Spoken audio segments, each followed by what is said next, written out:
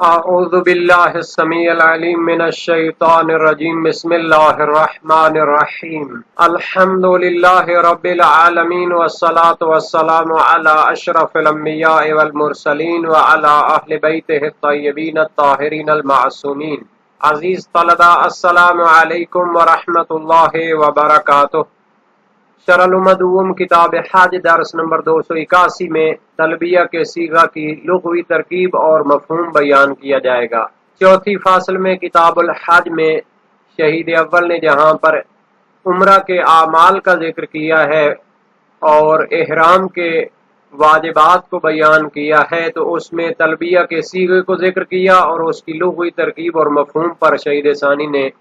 تحقیقی گفتگو فرمائی ہے۔ لبیک کے معنی کی ادبی و لغوی تحقیق پیش کی جائے گی، متعلقہ مسائل اور فروعات ذکر ہوں گے، متعلقہ روایات اور احادیث،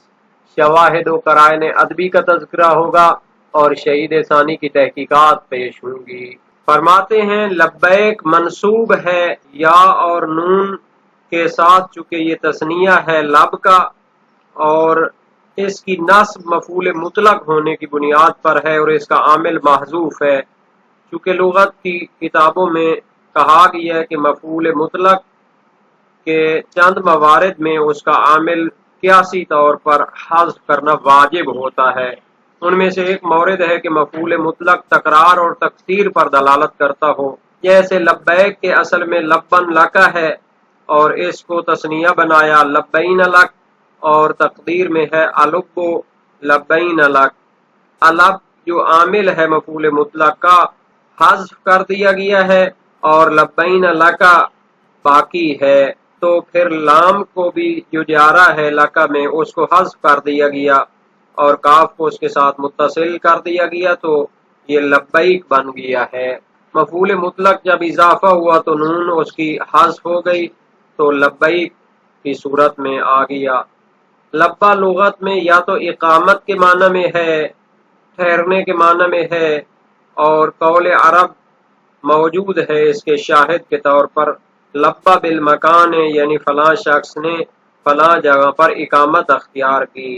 لبن لکا تیرے لیے ٹھہرتا ہوں۔ یا پھر لب جو ہے یہ اخلاص کے معنی میں ہوتا ہے، خالص کرنے کے معنی میں۔ عرب کا قول ہے لب الشے، یعنی ایک خالص چیز جو ہوتی ہے، تو اس صورت میں یہ لغت میں لام پر پیش کے ساتھ ہوگا، لیکن اس کے اشتقاق میں لام پر زبر پھر آ جاتی ہے۔ لبن کو اس وجہ سے تثنیہ نہیں بنایا گیا کہ وہ صرف دو کے عدد پر دلالت کرے، بلکہ یہ کثرت پر دلالت کرنے کے لیے، تکرار پر دلالت کرنے کے لیے اور تاکید پر دلالت کرنے کے لیے ہے۔ چونکہ تثنیہ عدد کو دو برابر کرنے کا پہلا مرتبہ ہے، تو لبیک کا معنی ہوگا اقامت کرتا ہوں تیری اطاعت پر جو اقامت کرنے کا حق ہے، اور یہ کنایہ ہے کہ مقرر اور بے شمار تیری اطاعت پر قائم رہتا ہوں، یا اس کا معنی یہ ہوگا کہ میں اپنی اطاعت کو تیرے لیے خالص کرتا ہوں جو خالص کرنے کا حق ہے، یعنی ہمیشہ کے لیے اپنی عبادت کو تیرے لیے خالص کرتا ہوں۔ تو عبارت کو دیکھتے ہیں، فرمایا وَلَبَّيْكَ نُصِبَ عَلَى الْمَصْدَرِ، لبیک کو نصب دی گئی ہے مفعول مطلق ہونے کی بنیاد پر، چونکہ وہ مصدر ہوتا ہے۔ وَأَصْلُهُ لَبًّا لَكَ أَيْ إِقَامَةً،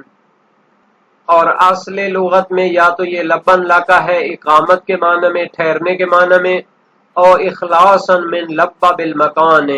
یا پھر یہ اخلاص کے معنی میں ہے۔ اگر یہ اقامت کے معنی میں ہو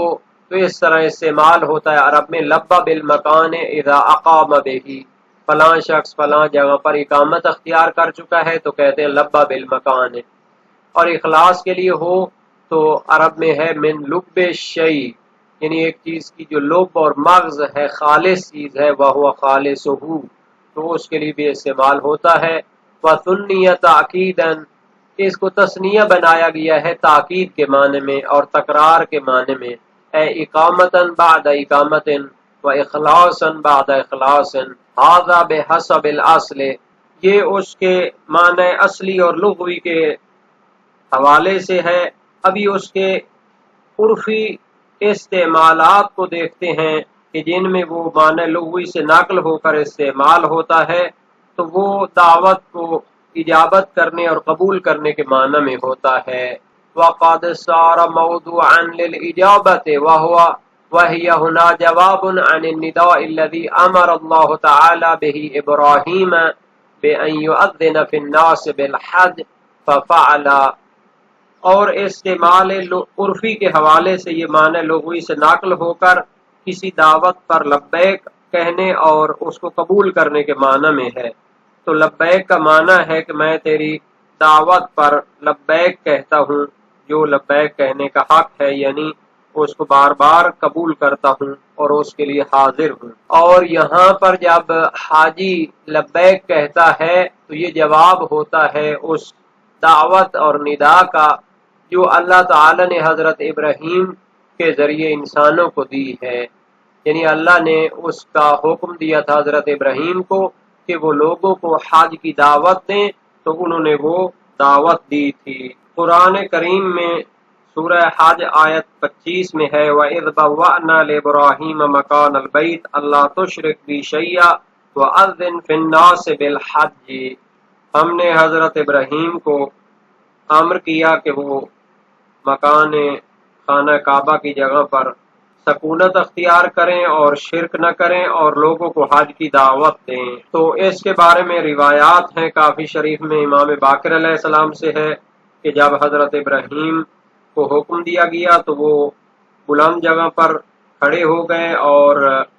کوہ ابو قبیس کے مقابلے میں وہاں پر لوگوں کو دعوت دی، اور تمام مردوں اور عورتوں کو جو حتیٰ قیامت تک اسلاف میں تھے ان کو بھی یہ ندا پہنچی اور انہوں نے اس کو لبیک کہا، اور اب حج پہ جاتے ہیں تو اس کو دوبارہ بیان کرتے ہیں کہ ہم حاضر ہیں۔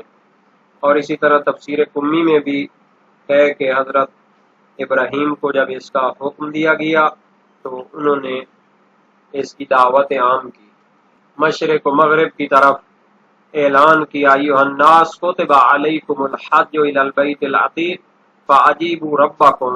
تو مردوں عورتوں نے جو اسلاف میں بھی اور ارحام میں تھے انہوں نے لبیک کہی۔ وَيَجُوزُ كَسْرُ إِنَّا عَلَى الْإِسْتِئْنَافِ وَفَتْحُهَا بِنَزْعِ الْخَافِضِ وَهُوَ لَامُ التَّعْلِيلِ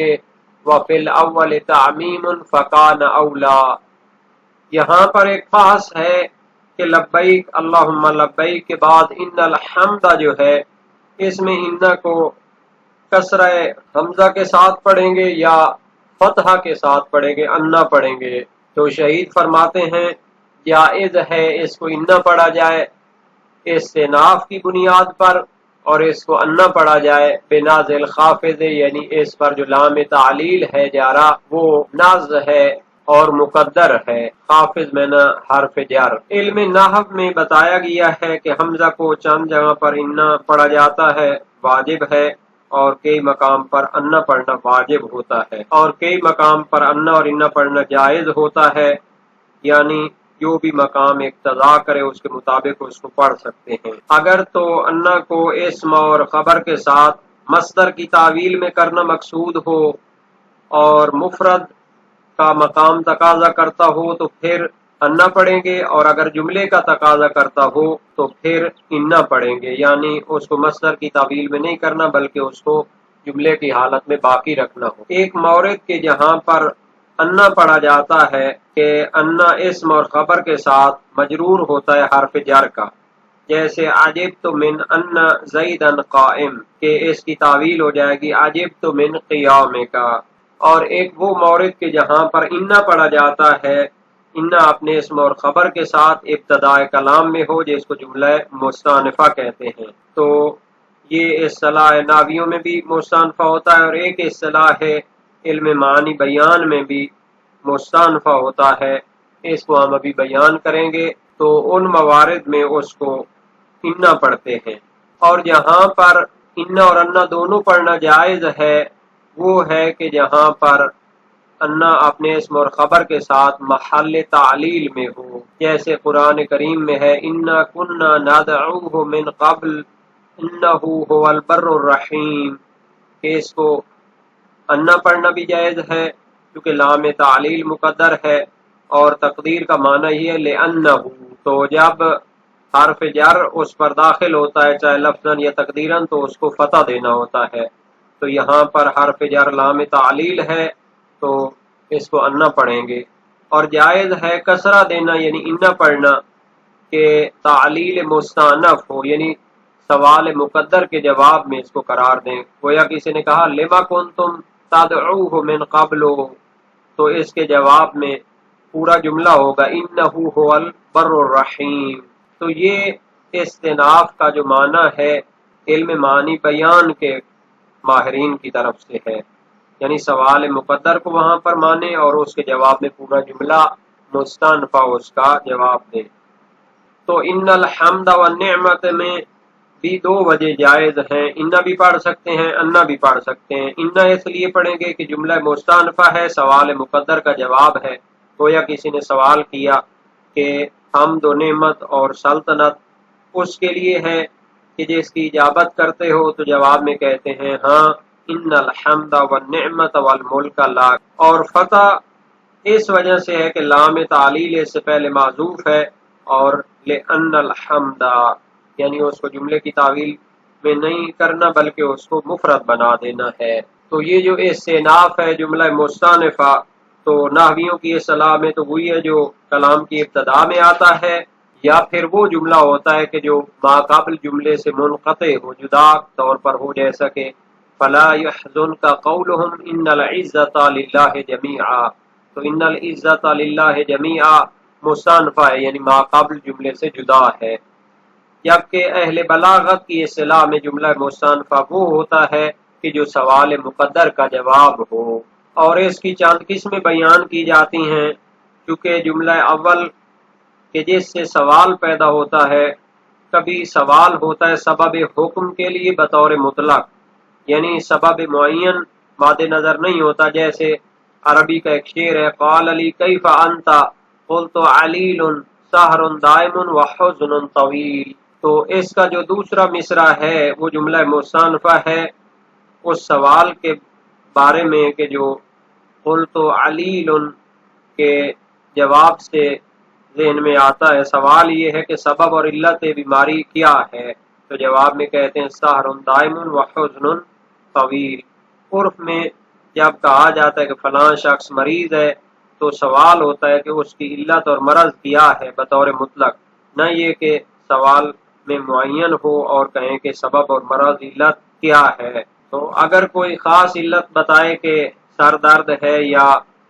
بیداری کی وجہ سے ہے یا کوئی غم ہے، تو پھر دوبارہ اس کے بارے میں سوال نہیں کرتے کہ یہ کیا بیماری ہے، بلکہ اگر سبب مطلق ہو تو اس کے بارے میں دوبارہ سوال پوچھا جاتا ہے کہ یہ کس قسم کی مشکل ہے۔ اس کی دوسری قسم ہوتی ہے سوال ہوتا ہے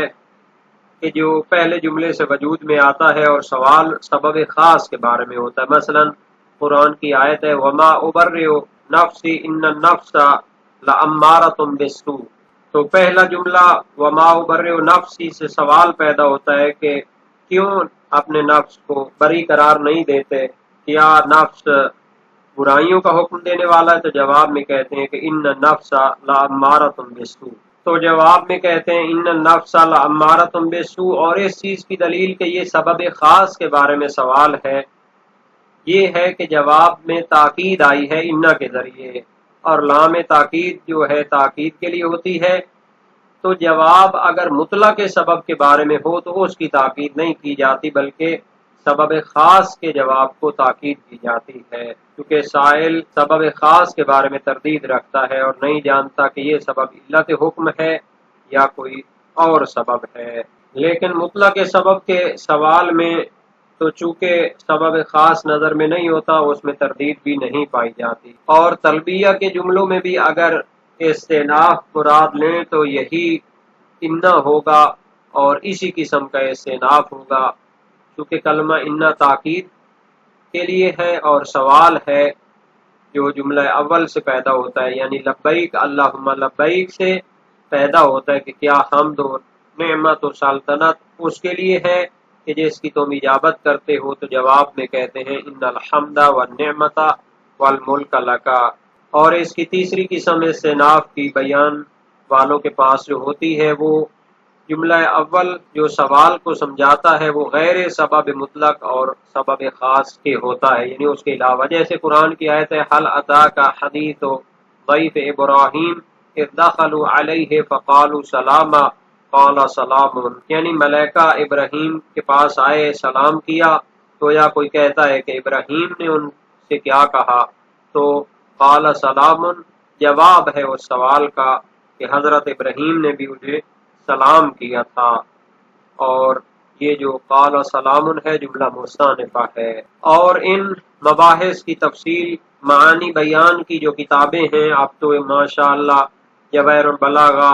مختصر المعانی، مطول اور بھی بہت سی ان کی شروحات اور متعلقہ کتب موجود ہیں اور نصاب میں بھی شامل ہیں، ان میں ان کی تفصیل بیان کی جاتی ہے۔ وَفِي الْأَوَّلِ تَعْمِيمٌ فَكَانَ أَوْلَى، شہید ثانی فرماتے ہیں کہ اگر اس کو استنافیہ پڑھیں تو اس میں تعمیم پائی جاتی ہے تو وہی وجہ بہتر ہے، چونکہ اگر اس کو انا پڑھیں لام تعلیل مقدر ہو تو تلبیہ کی عبارت کا معنی ہوگا کہ تلبیہ کہنا اور اجابت کرنا، اس کی خاص علت یہ ہے کہ چونکہ حمد و نعمت و سلطنت اس کے لیے ہے تو دوسری صفات کو مد نظر نہیں رکھا، لیکن اگر انا پڑھیں تو تلبیہ کا معنی یہ ہے کہ علت تلبیہ اور اجابت خاص اس کی علت یہی نہیں ہے بلکہ اس کی اجابت کرتا ہوں، چونکہ یہ علت بھی ہے اور دوسری صفات بھی اس کی علت ہے، پس چونکہ ان عمومیت علت پر دلالت کرتا ہے تو یہ بہتر ہے، اور اس عمومیت کی یہ وجہ بھی ہو سکتی ہے کہ اگر انا پڑھیں تو معنی یہ ہے کہ اجابت کرتا ہوں اس کی بے علت اس کے کہ حمد و نعمت و سلطنت مخصوص ہے اس کے لیے، اس کا مفہوم یہ ہے کہ اگر حمد و نعمت و سلطنت مخصوص نہ ہوتی تو اجابت نہ کرتا، لیکن اگر انا پڑھیں تو معنی یہ ہے کہ بطور مطلق اجابت کرتا ہوں اس کی، چاہے حمد و نعمت و سلطنت مخصوص اس کے لیے ہو یا نہ ہو۔ تو اس طرح کیونکہ اس عبارت میں تعمیم سمجھی جاتی ہے، جملہ مستأنفہ ہے تو اس میں اولویت پائی جاتی ہے۔ جہاں تک لبیک کے منسوب ہونے کا تعلق ہے تو سیبوئے نے اپنی کتاب ناوی میں فرمایا ہے انتصب لبیک علی الفعل کما انتصب سبحان اللہ، اور صحہ اور لغہ میں ہے نصب علی المصدر کا قول کا حمدا للہ و شکرا وکان حقہ ان یقال لبن لکا، اور اس کی اصل بتائی کہ لبن لکا ہے، قاموس محیط میں فیروز آبادی فرماتے ہیں لبا اقام کا لبا ومنہ لبیک اے انا مقیم علی طاعتک البابا بعد الباب اجابتا بعد اجابہ، او معنی اتجاہی و قصد لک من داری تو لب دارہ اے تواجہہا، او معنی محبتی لک من امرت لبت محبت لزوجہا، او معنی اخلاص لک من حسب لباب خالص۔ لبن اقامتن کے معنی میں ہوتا ہے، خلیل سے حکایت کیا گیا ہے اس کے لیے جب کہا گیا لبا بالارض ما تختاہم الغنم، اور اسی سے طفیل کا قول ہے رددنا حسینا من عدی ورحتہ وتیم تلبی فی العروج وتحلب، اور یہ عرب میں اخلاص کے معنی میں بھی ہوتا ہے تو معنی لبیک ہوگا اخلاص علاقہ، اور یہی قاموس محیط سے منقول ہے، اور ایک جماعت نے اس کا احتمال دیا ہے اور اس کے لیے ایک شعر بھی ہے وَكُنْتُمْ كَأُمِّ لَبَّةٍ طُعِنَ ابْنُهَا إِلَيْهَا فَمَا رَدَّتْ عَلَيْهِ بِالسَّاعِدِ، اور اس کا تثنیہ بنایا ہے تاکید کے لیے، یعنی البابًا لَكَ بعد الباب والالباب هو الإقامہ، یعنی اقامتاً علی طاعتک بعد اقامہ۔ اور صحیح معاویہ بن عمار میں ہے امام صادق علیہ السلام سے اول من لبا ابراہیم علیہ السلام قال ان اللہ عز وجل یدعوکم ان تحجوا بیتہ فاجابوہ بالتلبیہ فلم یبق احد اخذ میثاقہ بالموافات فی ظہر رجل ولا بطن امرأ الا اجاب بالتلبیہ، مسائل الشیعہ باب 40 ابواب الاحرام حدیث دوم۔ اور صحیح حلبی میں ہے امام صادق علیہ السلام سے سألتہ لما جعلت التلبیہ قال ان اللہ عز وجل اوصى الى ابراہیم علیہ السلام وأذن في الناس بالحج يأتوك رجالا فنادى فأجيب من كل فج یلبون فسائل وشیع باب 36 ابواب الاحرام حدیث اول۔ اور ان الحمد والنعمت میں ان کی کسر اور فتح جو وضاحت دی گئی ہے تو مدارک الاحکام فی شرح شرائع الاسلام میں سید عاملی فرماتے ہیں یجوز کسر الحمزہ من ان الحمد وفتحها وحکل علامت فی المنتہى عن بعض اہل العربی انه قال من قال ان بفتحها فقد خص ومن قال بالکسر فقد عم وهو واضح لان الکسر